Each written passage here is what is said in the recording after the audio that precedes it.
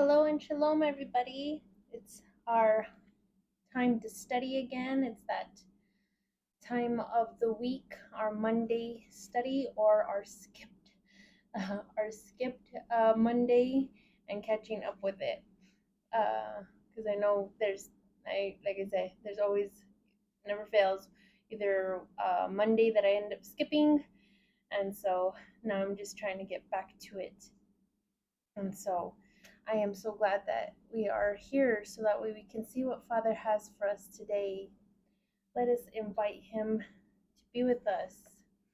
I feel like, you know, when you go before him, it's nice to get yourself prepped and put your heart into his hands and your mind.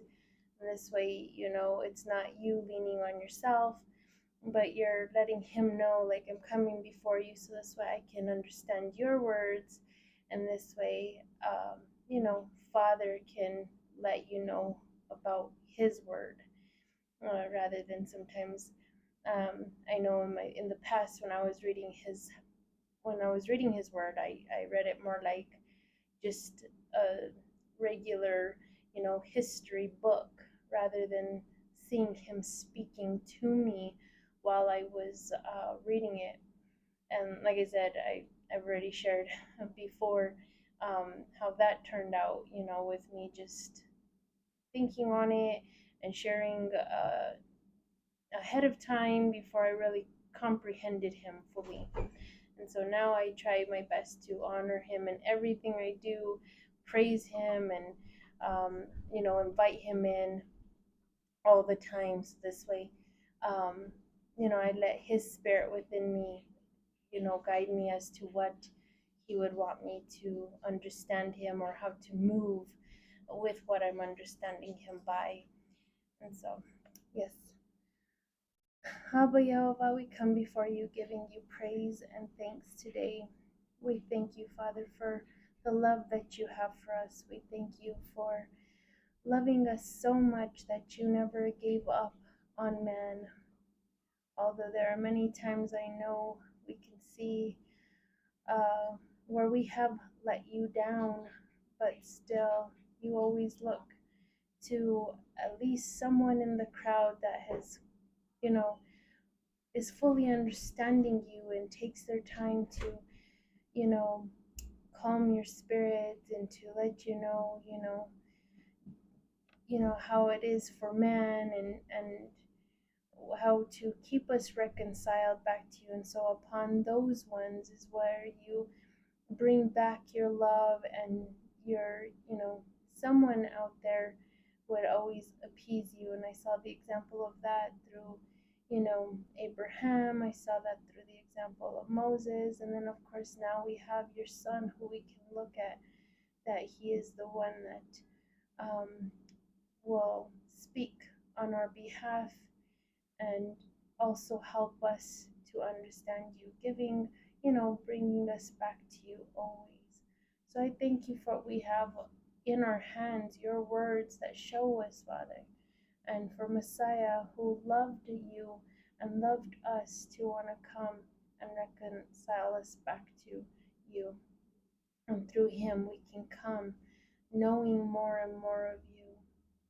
So I ask that you take over, Father, as we come to studying your words.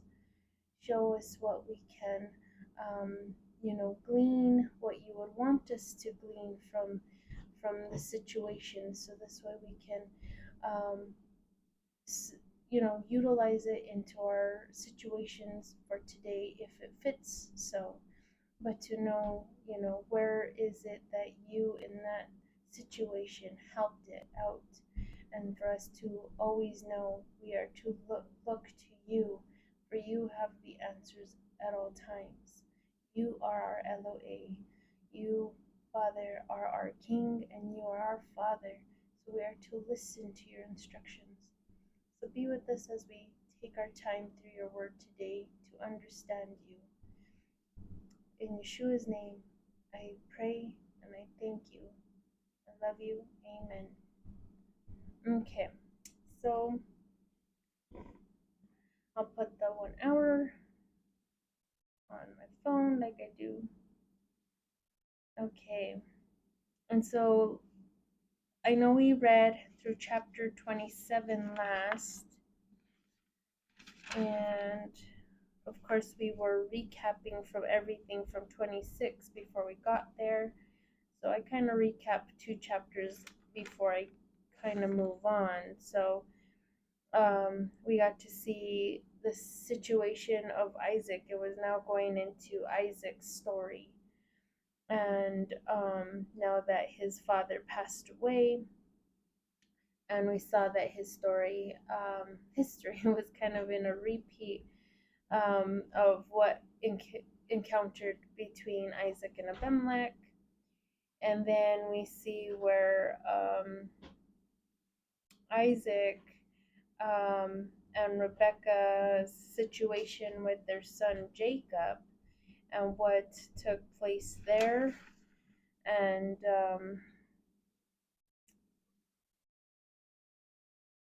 it wasn't a pretty sight to see what happened with the outcome, but we got to see more or less where it fell, you know, on Esau's attitude, and that's really sad. But we also got to glean from where um, I take it as, Jacob was having these convictions from what his mom was trying to encourage him to do, and how I've always said, since the start, how I feel like that's where we err in when Father tells us of a promise, and then we try to take matters into our own hands of how to how to get it to come about, rather than just letting, you know, we could see that Father was always in the process of just letting us know something's coming by him, but we impatiently want to try to get things our own way, and then the disaster that comes about with it.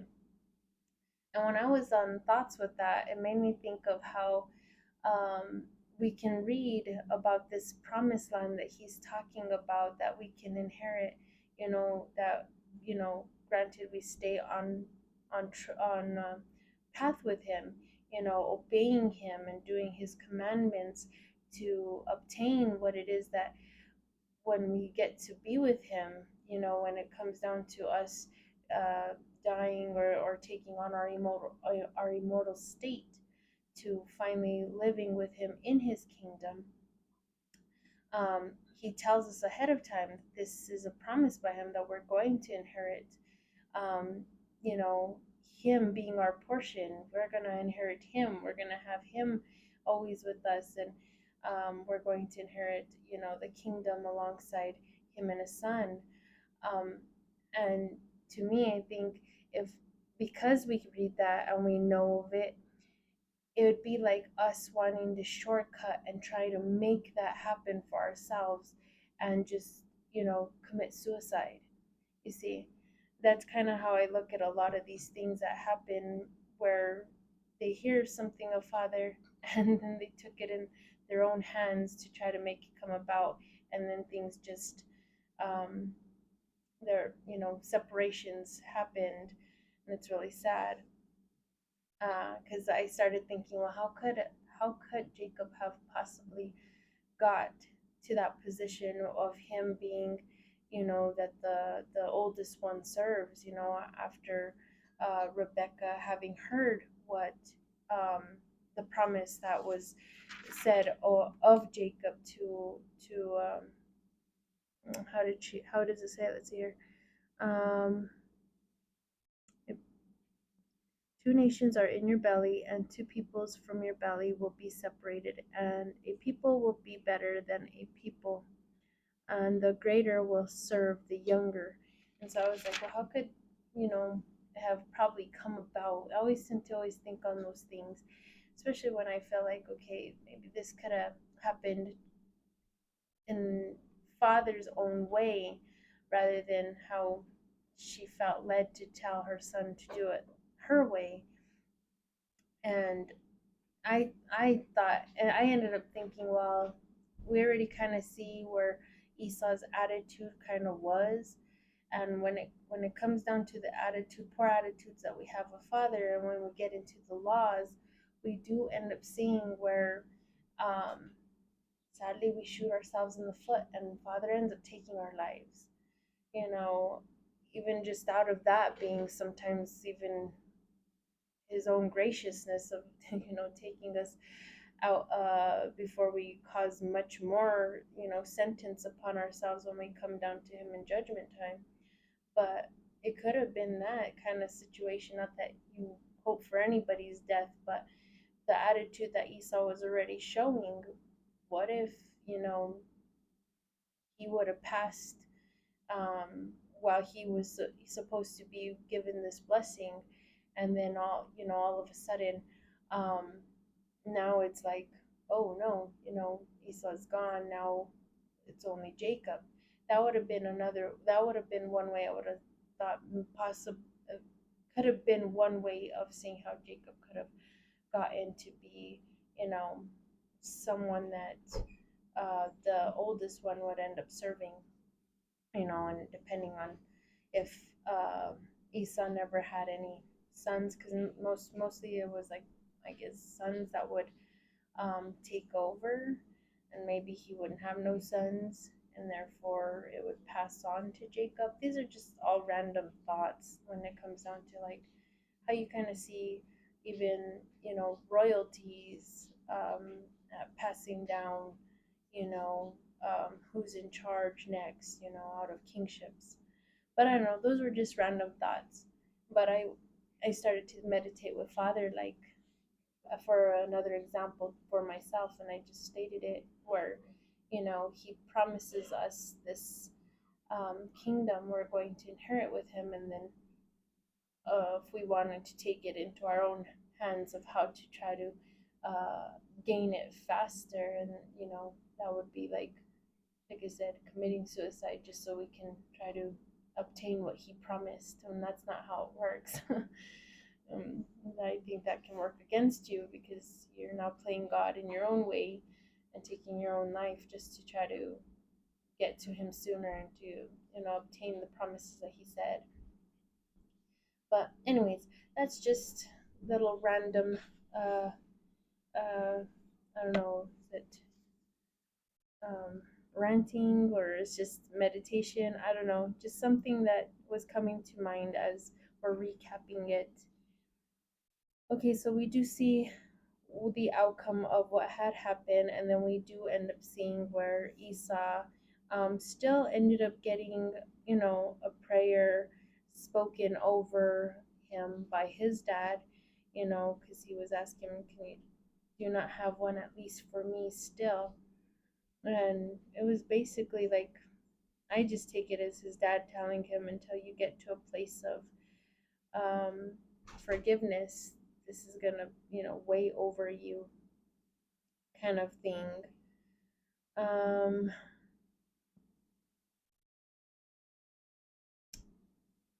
then let's see here. Then we can see more or less where Esau kind of wanted to be. um, where he wanted to retaliate, I guess, in his own kind of way, with his parents, because um, we can see where, when we were starting to get into chapter 28, um, Jacob and no, Rebecca and Isaac wanted him to, where they wanted him to go in order to find a wife for, in a sense that they felt was more approved. They didn't want him to get certain women from certain locations. And in retaliation, we got to see where Esau was like, oh, okay, so you told him that, so I will do the opposite because of what you all done to me. And it's kind of like how we do that half of the time. I mean, it's not to say that what he got handed to him isn't justifiable towards his attitude, but sometimes we can go about that where instead of looking at how we been, you know, how to say, how we've been like uncaring, or we don't take our I guess what you're born into with, a type of respect, and you just take it for granted, and you're not doing well by it.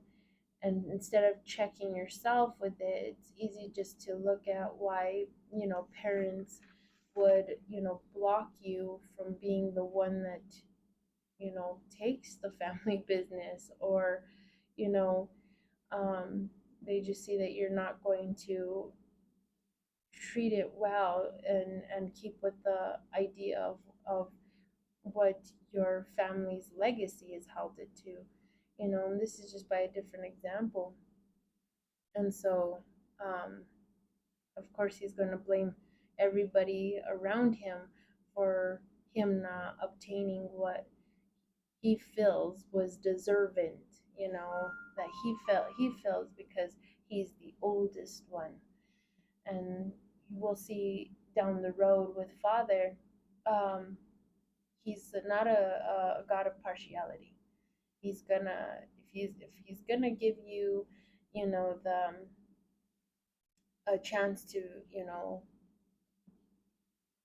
hold to what he's giving you by your birthright and stuff like that. He's gonna expect more out of you because you are the first one he's allowing to show him that you can handle what he's giving you in the way he wants you to respect his mind upon it. But he's not a god of partiality, so he's going to expect it out of you. And if you don't have his mindset and you abuse it, it's going to go to the next one, that he puts people up and he takes people down. So, but yeah, that was coming to my mind with Esau out of that recap. Um, okay, so let's get into chapter 28. Okay. The title, the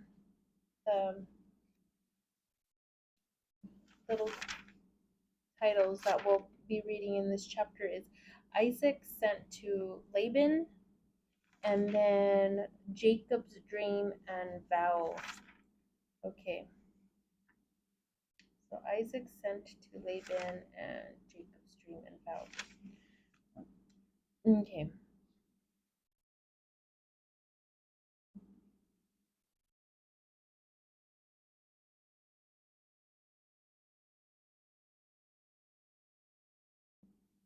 Oh, okay. Sorry. Isaac. Isaac summoned Jacob and blessed him and charged him, saying, "You shall take not a woman from the daughters of Canaan. Get up and escape to Mesopotamia, of Syria, to the house of Bethuel, the father of your mother, and take a woman for yourself from there, from the daughters of Laban, the brother of your mother.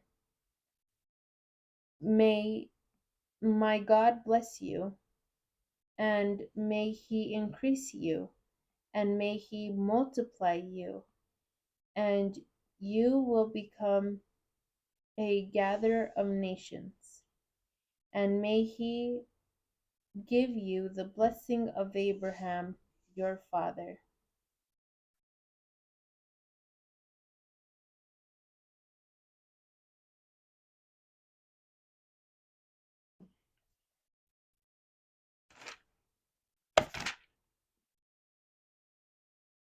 May he give you the blessing of Abraham your father, to you and to your offspring after you, to inherit the land of your sojourning, which Jehovah has given to Abraham.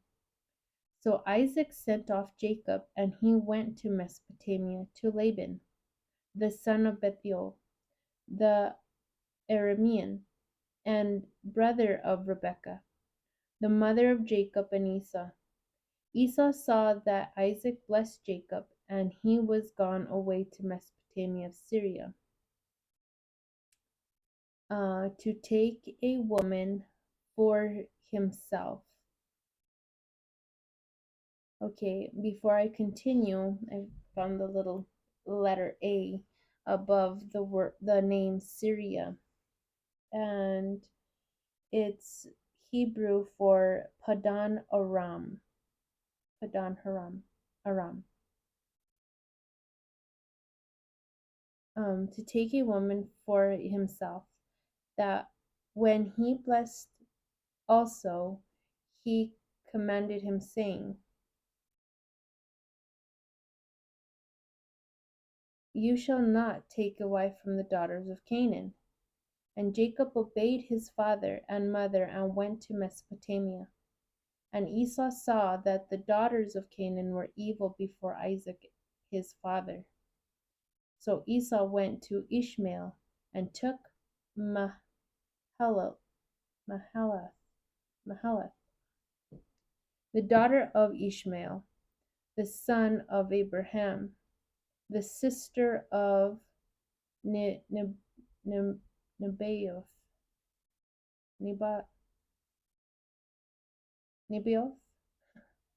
to his wives as a wife. And if you can recall last time when we're already getting into this chapter, that was something that made me like, oh wow, he had a third wife. I didn't catch that when I read it so long ago. And I think I had him switched with the very first man that we started reading, where multiple wives started coming in. I forgot what his name was, but he was the starter one, and he had two wives. So I always just assume, I always read just two wives, but it's not until Jacob's situation that it was started catching on, like, what? Four wives here. But now we see Esau here had three wives.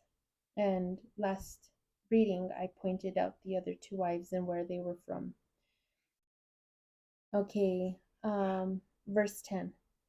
And Jacob came out from the well of the oath and went to Haran. Okay, so this well of the oath is a location where this well was. I forgot. We read it a while back, but I pointed that out, that it was like a location.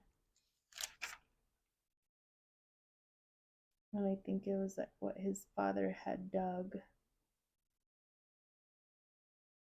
or his grandpa, because now this is Jacob.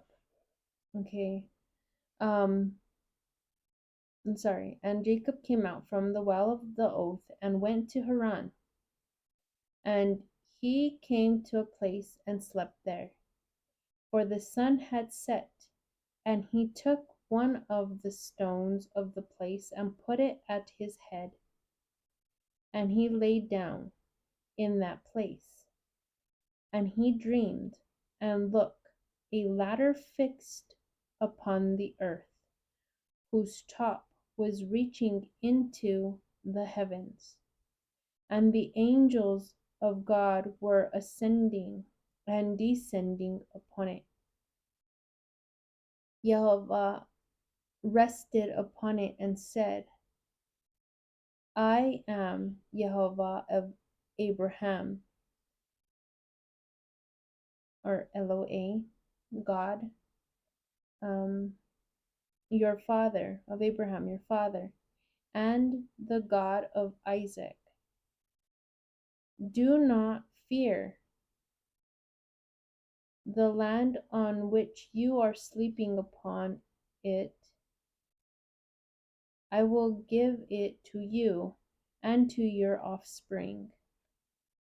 And your offspring will be like the sand of the sea, and it will spread to the sea, and to the south, and to the north, and to the east, and all the tribes of the earth will be blessed in you and in your offspring. And look, I am with you, carefully guarding you in every way wherever you go. And I will bring you back into this land, because I shall surely not leave you behind until I have done all the things that I told you. And Jacob awoke from his sleep and said, The Lord is in this place, but I did not know it. And so that just keeps confirming more and more how much we do entertain angels unawares, and that Father and Messiah, they still come down here because everything, heaven and earth, are His, and everything that within it are theirs. And so they still come among us and check on us and test us, and so just like Jacob's attitude, we all have that same thing until we start seeing little things where it's like, that's no coincidence, or is it? Those kind of questions, and later on you're just like, yeah, it's a spiritual realm, you know. And then of course, knowing who you're serving or who you're believing in, of course he's gonna let you see him in little ways.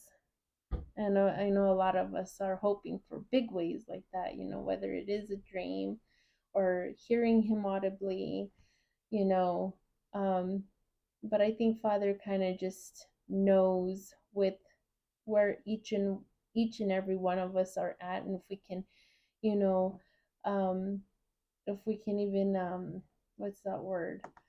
Um, Stomach it in a sense, kind of like one of those, like by example, I don't really go, I don't it's just I don't go and see physicians, but more or less when I've heard of, or when I have been, faithful to still seeking the aid of the medical services, and it came down to surgery. I know half of the time they'll do pre-tests on you to make sure if you're going to even be able to handle what's about to come towards you, depending on your health situation. So, I mean, and here it's just like other times, when you can think on Zechariah, and then you think on Mary and their encounter with the angel. They say, "Do not fear." So there's something to, having to gaze upon them if they come in, I guess, their natural state, or unless they come disguised, I don't know. But somehow, someway, I guess they just know this shock that you might end up feeling. And here we see where, Father ends up telling him, "Do not fear," and it has an exclamation point. So there must be something to it. And I just know me, whenever I've asked Father for my own encounter moments with him, I always tell him, because I've read those things, and I just tend to like wonder, how am I going to see, him being so magnificent. And you read the parts where eventually, of course, those, I guess, that have poor living in, you know but I mean, every knee shall bow. But I don't know how, unless all of us will be, I don't know, would all of us be gnashing our teeth, kind of like this, like you can't control it. You're just too, he's too amazing. You're too convicted. I don't know what's this thing that you should be feeling, when he comes to visit, and for him to always say, "Do not fear." It makes me wonder, could I even handle, you know, hearing him audibly if that were to happen? Could my heart even handle that? If I saw him face to face, could I even handle that? But he knows what we are able to handle by his blessings, when he gives us our encountered moments with him. But anyways, let's carry on. Sorry. Let's see here. Mm-hmm.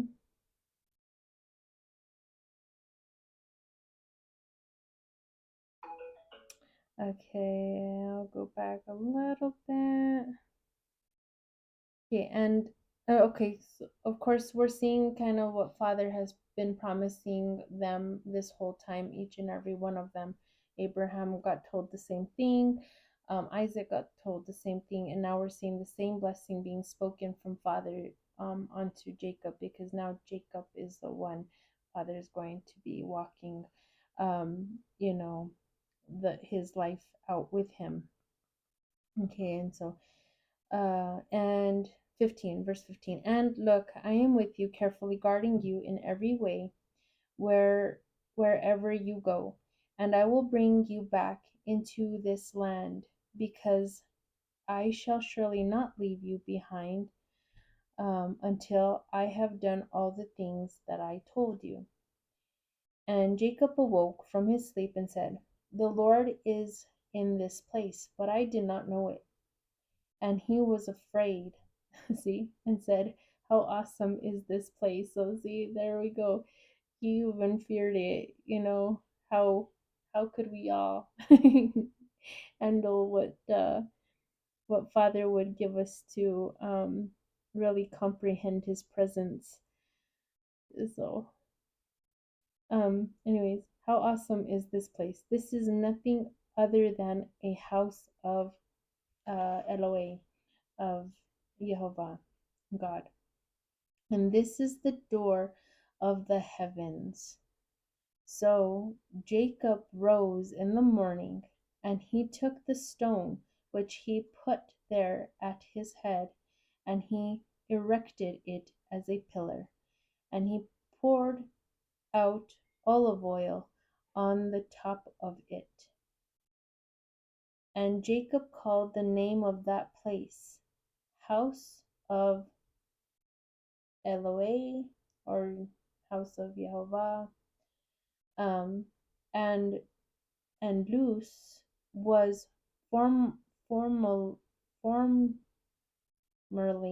formerly the name of the city. Okay, so I guess it once was called Luz, um, but now I guess either he's renaming it. That's how it looks like to me, anyways, the way it's coming across. And Jacob called the name of that place House of God.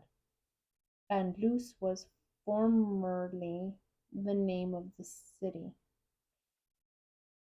And Jacob made a vow, saying, If Jehovah Eloah is with me, and keeps me on this journey on which I am going, and gives me food to eat and clothing to wear, and brings me back in safety to the house of my father, then Jehovah will be my Eloah.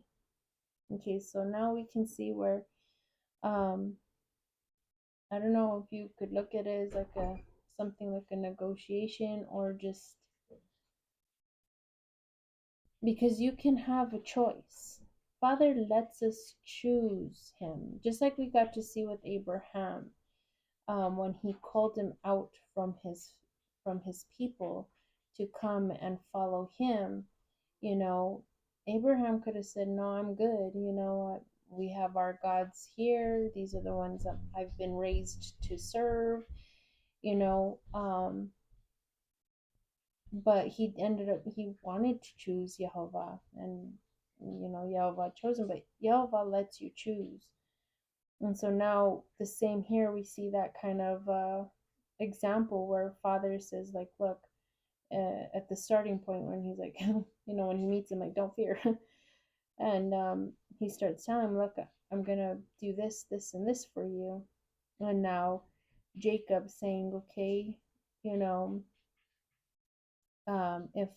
if you're telling me you're going to be with me on this journey, and you're going to feed me and clothe me, and bring me back safely, um, well then, if that be so, then I'm gonna make you my God.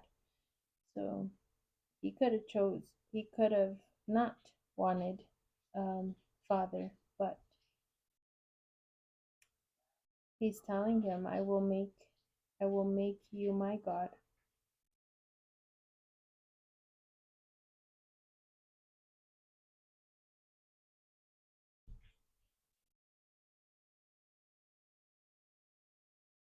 Okay, sorry, I was just kind of like reflecting over it, this part again, just to see if there's anything else that comes to my mind.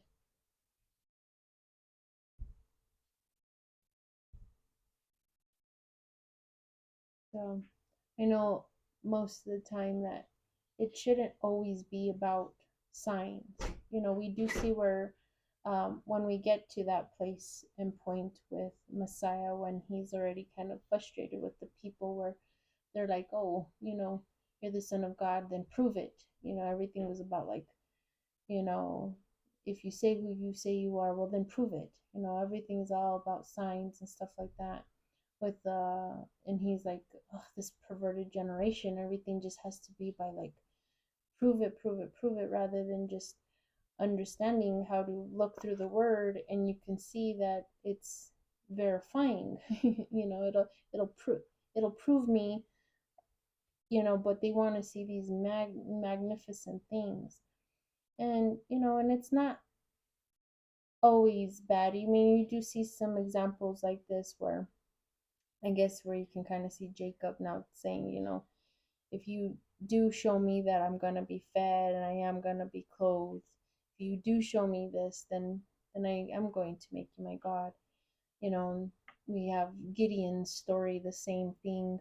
When we get there, when he wanted to truly know if that was God who was saying, because you never want to believe all spirits. Like Father says, to test them, and you just want to make sure you're doing things right, because he even warns about certain things that can come to pass by even a false prophet, that he even allows things to even come by their hand. But there's like every other kind of movie depiction, when it comes down to witchcraft and all them other ones, where they always say that there's like, it'll cost. There's gonna be a cost at the end of it, in the sense that you're gonna have to pay something for what this thing that, the wizard or the witch in the story. Okay, and this is just by examples that I've seen through movies, depictions, that think something's going to cost you.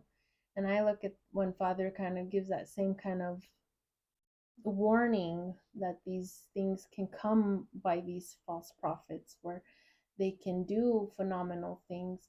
Well, now there's going to be something by a cost of it, in the sense that now they're going to start swaying you to a different LOA. And now, are you going to spot that, that thing that can cost you your your relationship status with him? So I can see how a lot of people get to that place of like, well, prove it, or you know but that's where Messiah wanted us to get into the word, to see that if we hold to these truths, we should be able to see things revealing itself without needing something to be done, in our face, before our faces, to take it as truthful. Because um, at the same time, so can magicians, and they can do all these little tricks and stuff like that. But it's the word that should, you can just sense it, you just know it. But anyways, like I say, this is what it is for me to study. When I start studying, it takes me everywhere. I can think on a lot of different places where it validates Father more and more for me, to see him in these situations with those that came, before me, and their relationship, and how they got there with at that point with him. And to what we have today that's proved a lot, so much. Um, it's just amazing. Okay, so there we see it right there. We can see where you can make father an option. You can make him a choice to serve him, follow him, trust him that by what he's gonna say and make him your God, or you could choose the other direction. But here we see where Jacob says, "All right, you say you're gonna feed me and clothe me and be with me on my journey. Well then, I will make you my LOA."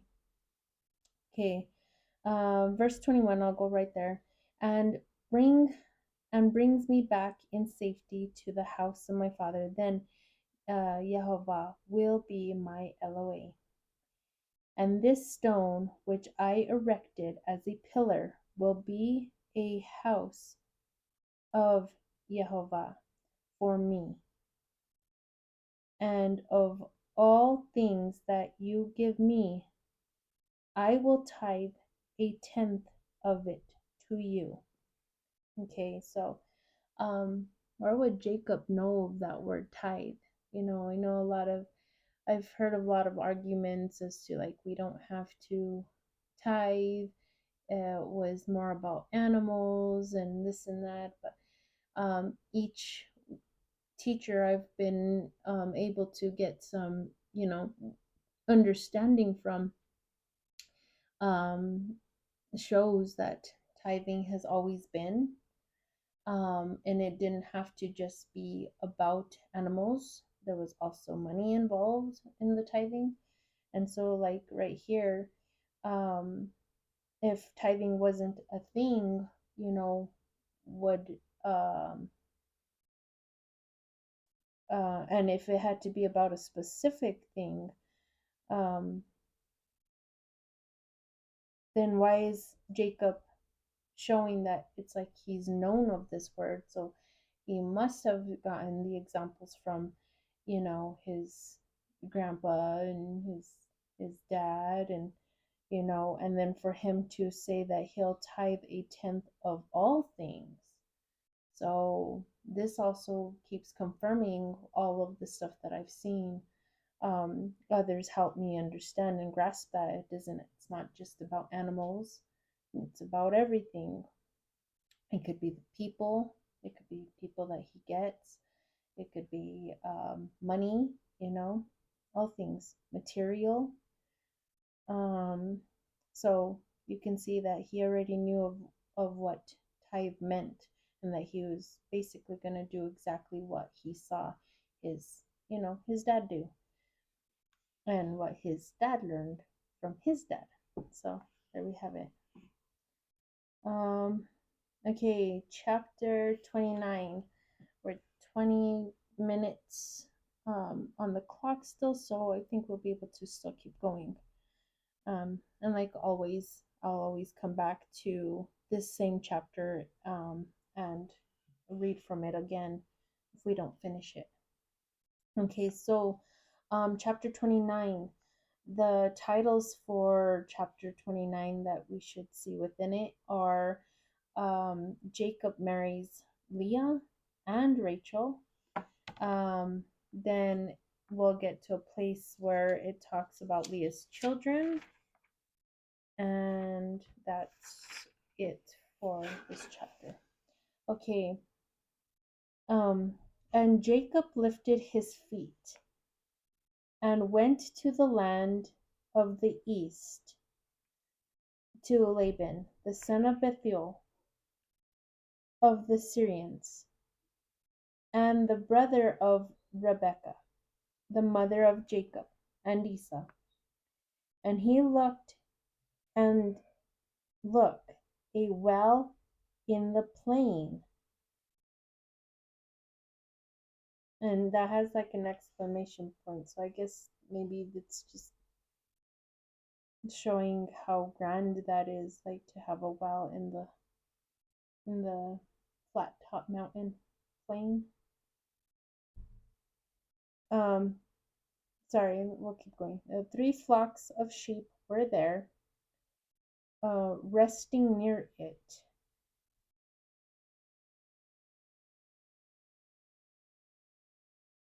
for they watered the flocks from that well, but a large stone was over the mouth of the well.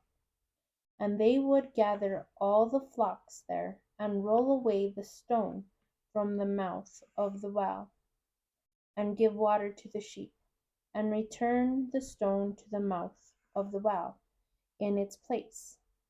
Jacob said to them, Brothers, where are you from? They said, We are from Haran. He said to them, Do you know Laban the son of Nahor? They said, We know him. He said to them, Is he in good health? And they said, He is in good health. While he was still speaking, look, Rachel, his daughter, was coming with her father's sheep, for she was feeding her father's sheep. And Jacob said, There is still much daytime. It is not yet time to gather the livestock. After watering the sheep, depart and tend them. They said, We will not be able to until all the shepherds gather and roll away the stone from the mouth of the well, and we will water the sheep.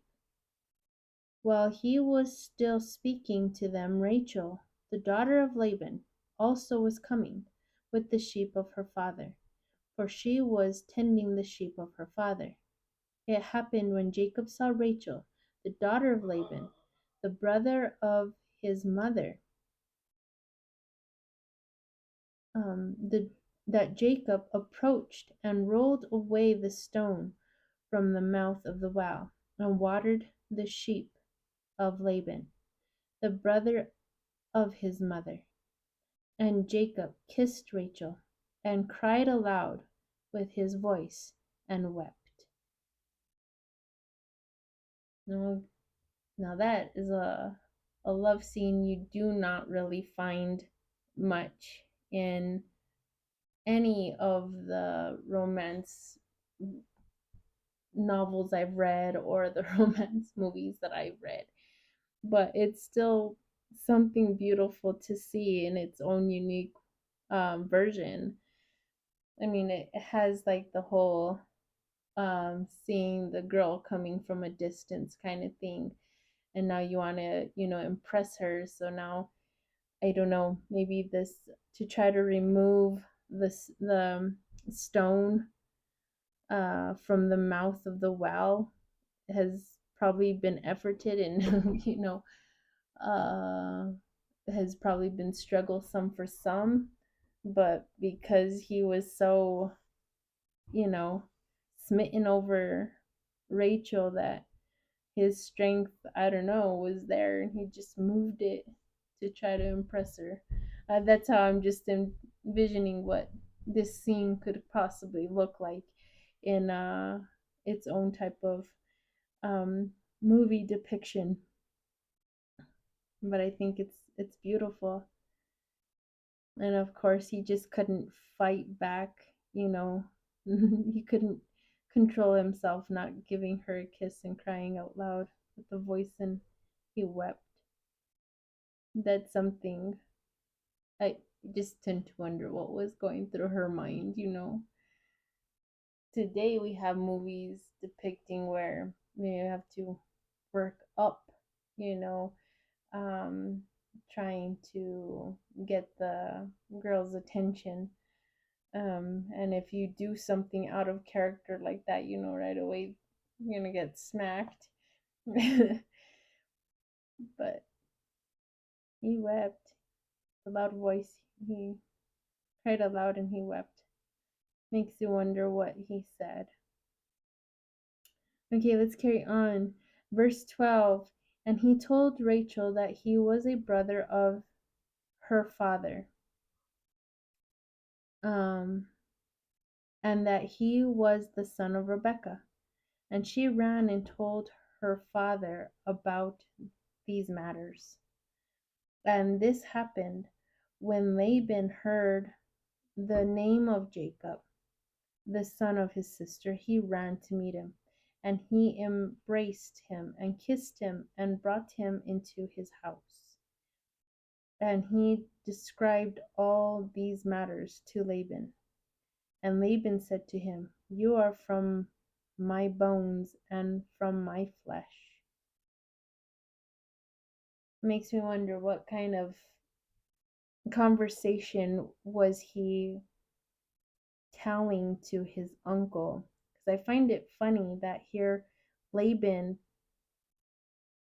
is telling him, you got my genes, child, in the sense that I know a lot of people have pointed out that Jacob's cunning. We saw where Esau even pointed out his name, like, well is his name described, deceiving me these 2 times.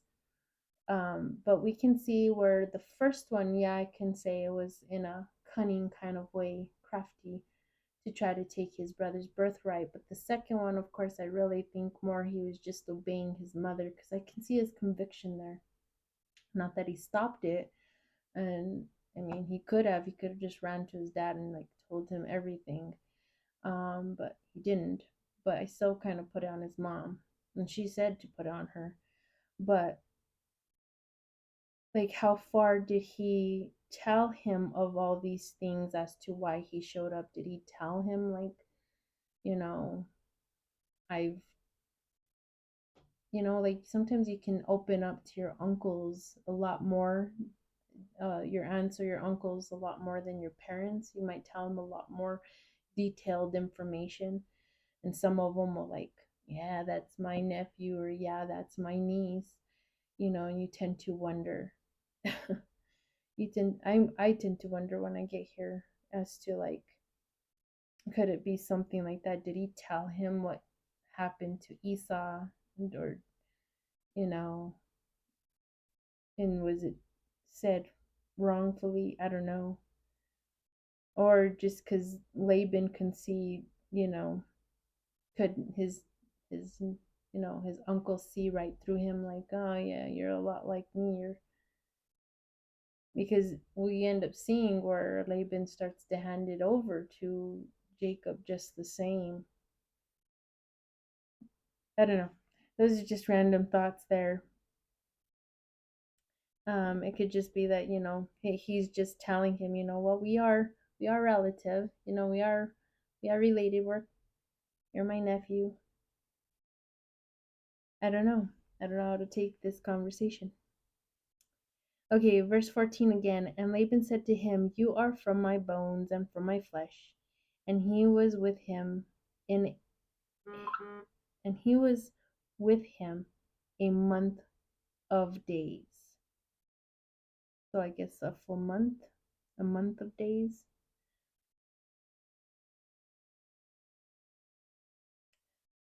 Going back to, and he described all these matters. I don't know.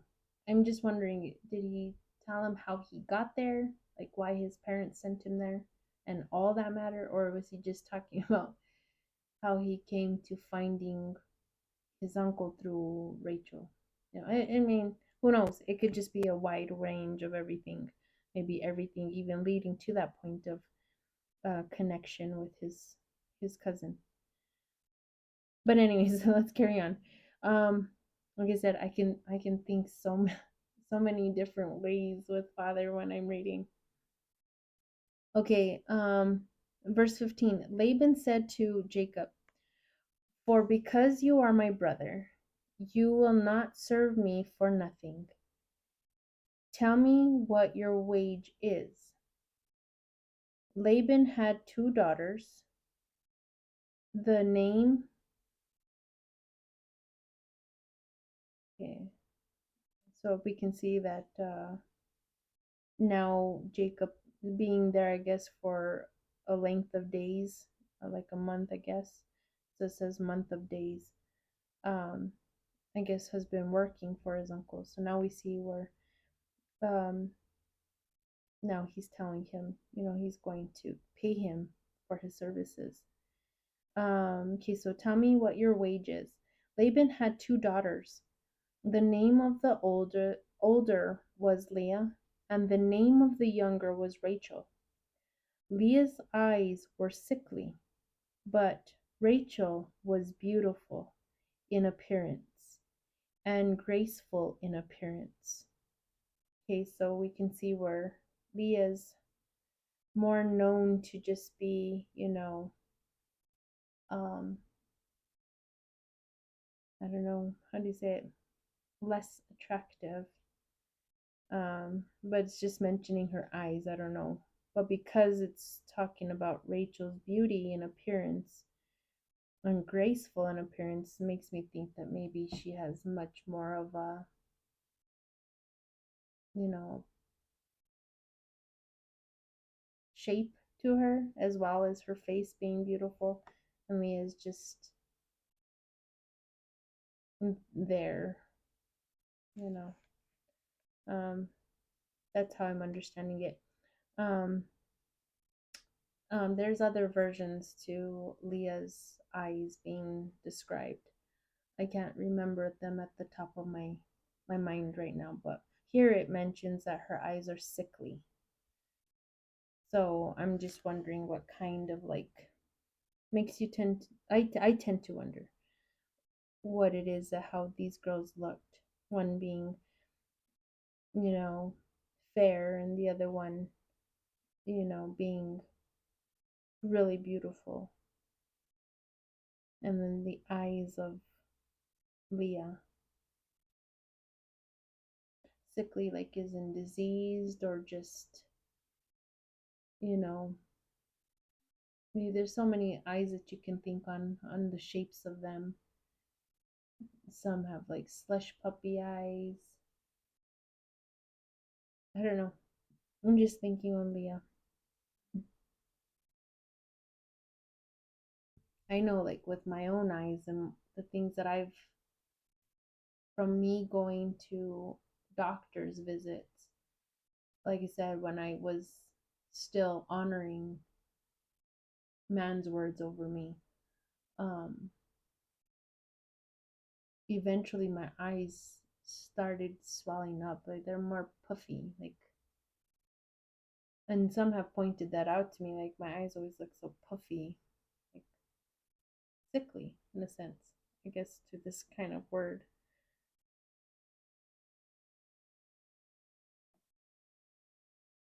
But anyways, I'm just trying to think on her eyes.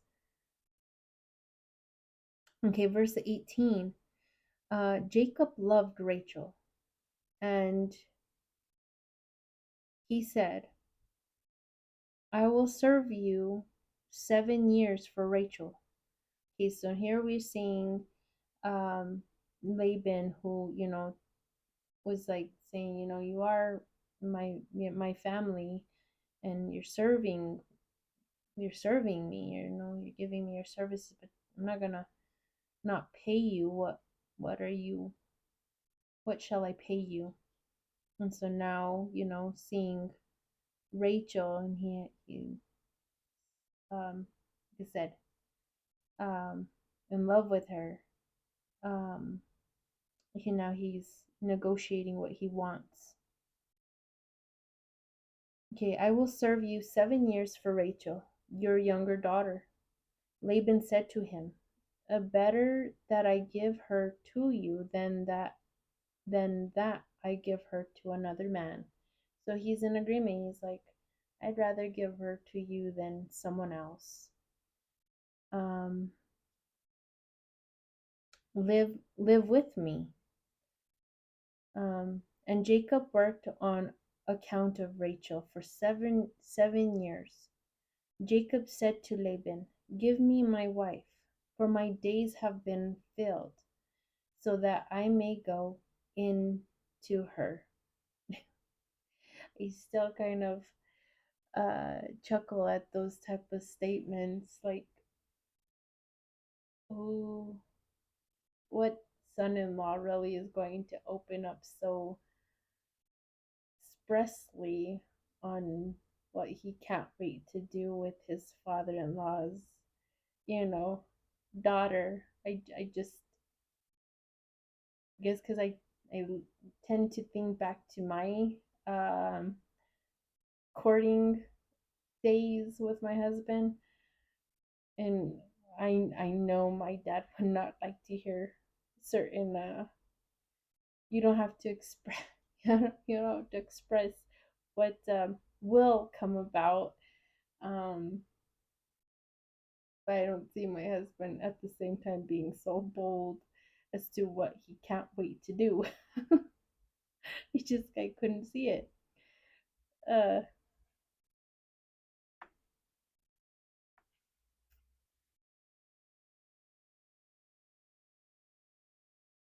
but here he is. He's telling them what he can't wait. And he's just like, look, I fulfilled my days. Now give me her so I can go do what I wish to do. Um, that still takes me back. I guess I could share it. I was debating should I share it or not.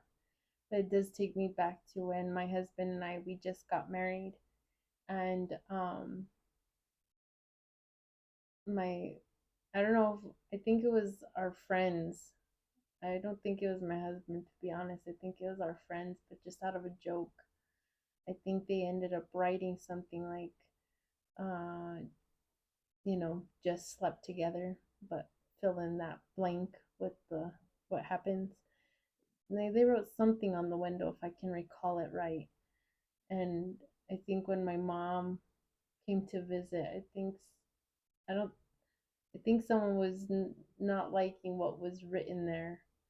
Ugh, the memory is kind of very light, so I'm hoping that my memory is serving me well, but I think that's what happened. And I had to say, well, it was just like a joke. It was just out of play. But it just makes me see, and just to read it is just it's a little bit funny. Okay, uh, so we'll go on verse 22. Laban gathered all the men of the place and made a wedding celebration.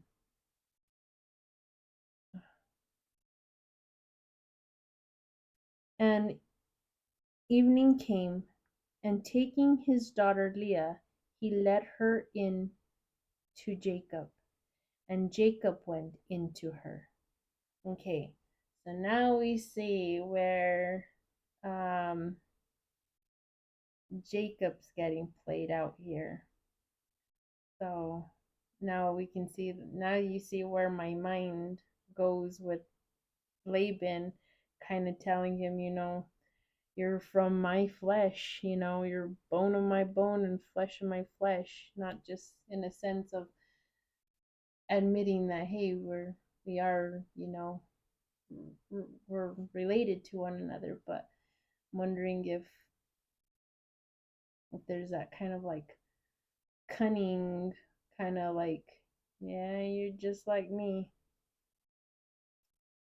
Um, I think back to like my own nieces and nephews, the ones that I kind of feel like some kind of have, act like me, or my own children when I can kind of see certain things that they pull out, just like I've seen, in my brother or my sister, something to that. But now we can see where Laban himself was not truthful with Jacob here, and Jacob thinks that it's Rachel coming to him, but it's not, it's Leah.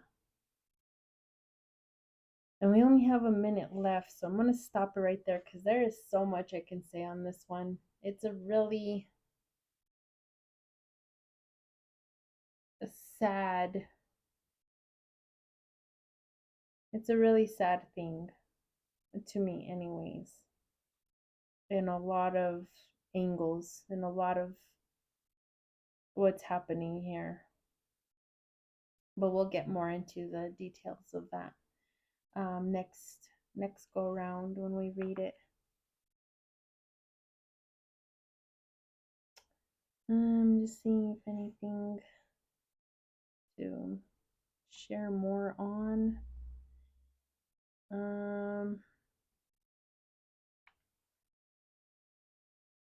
No, I guess I'll just save it for when it comes down to it. It just makes me wonder how he pulled it off, how he managed to get, Leah there. I know I had posted a long time ago, and there's the time. Um, how he managed to pull it off with getting Leah there. My thoughts were always like, normally, I'm sharing ahead of time, I know, but normally when you think of weddings, if I'm gonna go to my sister's wedding, I'm gonna be there. Where was Rachel? How did he pull her away from it? Um, was her face covered? That sort of thing. I think it was where we can recall where Rebecca, when she was being brought to Isaac, when it came down to Abraham telling his servant to bring a wife for his son, she covered her face. I don't know if all the way or just halfway. There's many, traditions out there as to what covering the face is. So Leah, was she had her face covered? you know did Rachel even know that Jacob wanted her? Sometimes, you're talking and you start making plans with the one you're trying to get married with. So I kind of feel like she would have known he wants her, and hey, your dad let me work these 7 years for you.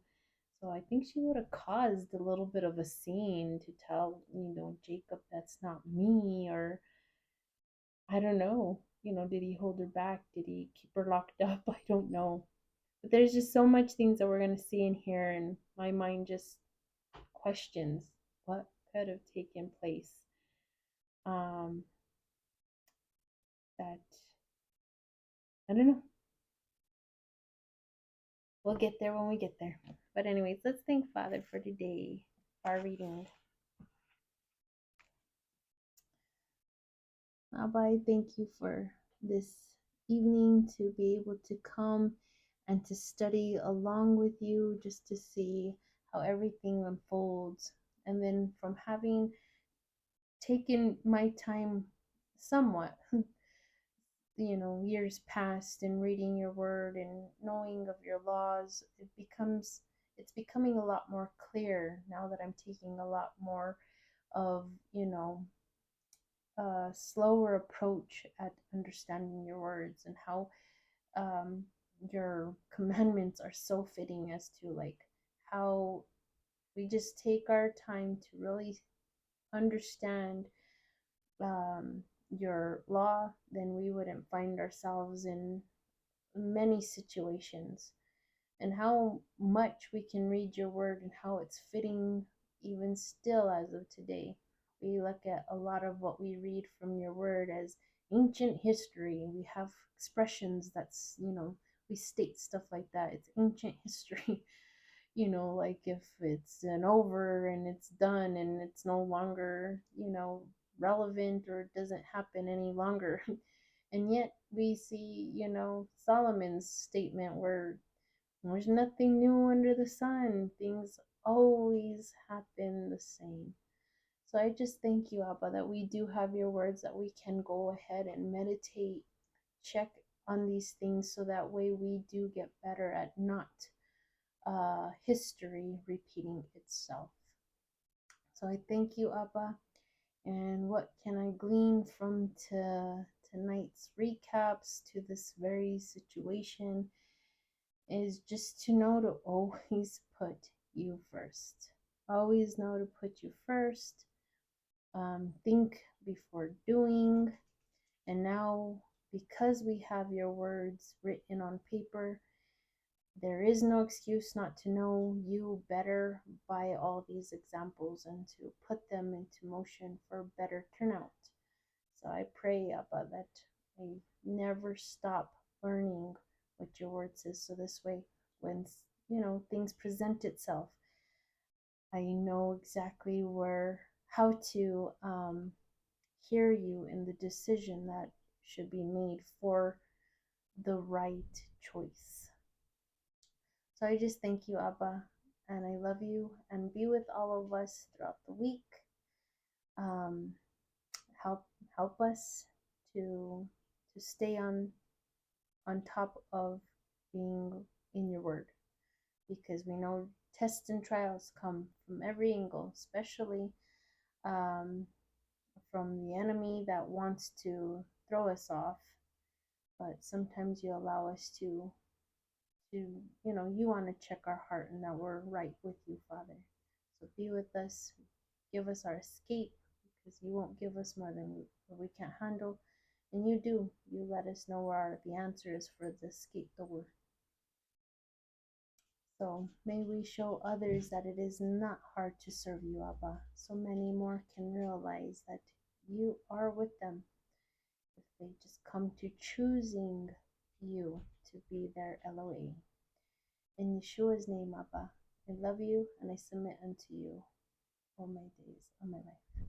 In Yeshua's name, amen. Well, I pray you all enjoyed today's study and that you carry on with your studies and never ever stop hearing from Father. He's our daily bread. Well, you guys have a blessed week and a joyous Sabbath when it comes around. And I shall see you next Monday. Love you all.